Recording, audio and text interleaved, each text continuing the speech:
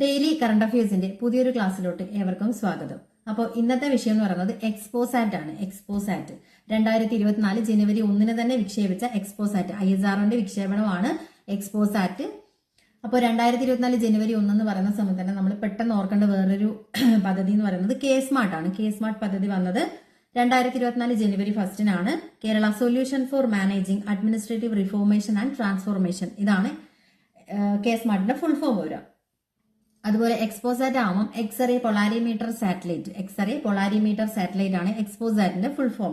അപ്പൊ എക്സ്റേയുമായി ബന്ധപ്പെട്ട എക്സ്റേ തരംഗങ്ങളുമായി ബന്ധപ്പെട്ട എന്തോ ഒരു സംഭവമാണെന്ന് മനസ്സിലായല്ലോ. ഓക്കെ, അപ്പോൾ എക്സ്പോസാറ്റ് വിക്ഷേപിക്കുന്നത് 2024 ജനുവരി 1 അല്ലേ, നമ്മുടെ പുതുവർഷത്തിൽ തന്നെ ജനുവരി 1 തന്നെയുള്ള ISROന്റെ വിക്ഷേപണമാണ്.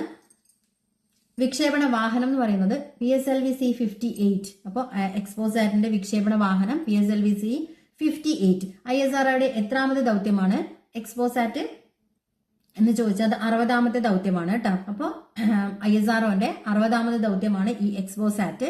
ഭാരം എന്ന് പറയുന്നത് 469 കിലോഗ്രാം. എക്സ്പോസാറ്റിന്റെ കാലാവധി 5 വർഷം.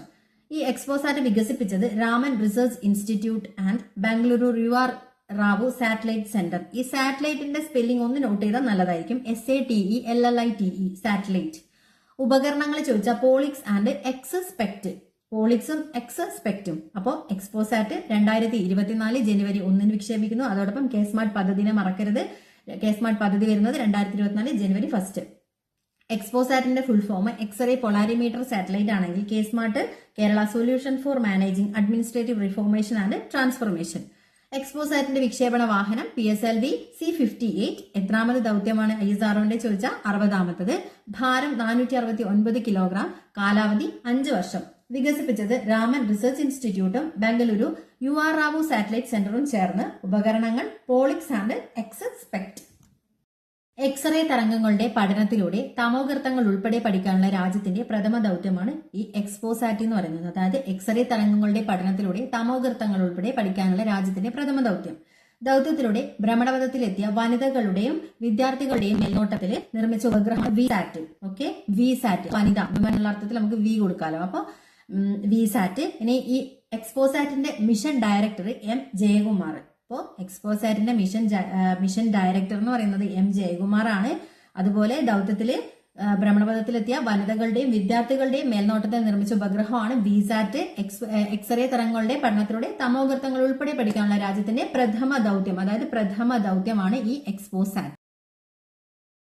അതുപോലെ എക്സ്പോസാറ്റ് കൂടാതെ VSAT അടക്കം 10 ഉപഗ്രഹങ്ങളാണ് ഈ PSLV C-58 ലക്ഷ്യത്തിലെത്തിച്ചത്. ഓക്കെ, എക്സ്പോസാറ്റ് കൂടാതെ VSAT അടക്കം 10 ഉപഗ്രഹങ്ങളാണ് PSLV C-58 ലക്ഷ്യത്തിലെത്തിക്കുന്നത്.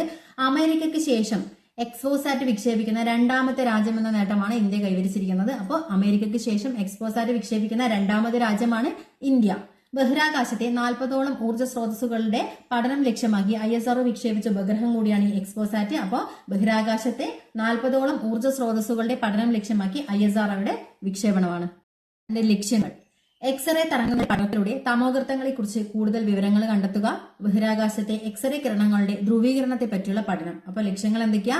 എക്സ്റേ തരംഗങ്ങളുടെ പഠനത്തിലൂടെ തമോഗർത്തങ്ങളെ കുറിച്ച് കൂടുതൽ വിവരങ്ങൾ കണ്ടെത്തുക. ബഹിരാകാശത്തെ എക്സ്റേ കിരണങ്ങളുടെ ധ്രുവീകരണത്തെ കുറിച്ച് കണ്ടെത്തുക. കാസിയോപ്പിയ A എന്ന സൂപ്പർനോവ അവശിഷ്ടത്തിൽ നിന്നുമുള്ള തരംഗങ്ങളെയാണ് എക്സ്പോസാറ്റ് പഠനോപകരണം ആദ്യം കണ്ടെത്തുന്നത്. അപ്പോൾ കാസിയോപ്പിയ A എന്ന സൂപ്പർനോവ അവശിഷ്ടത്തിൽ നിന്നുള്ള തരംഗങ്ങളെയാണ് എക്സ്പോസാറ്റ് പഠനോപകരണം ആദ്യമായി കണ്ടെത്തിയത്. Thank you.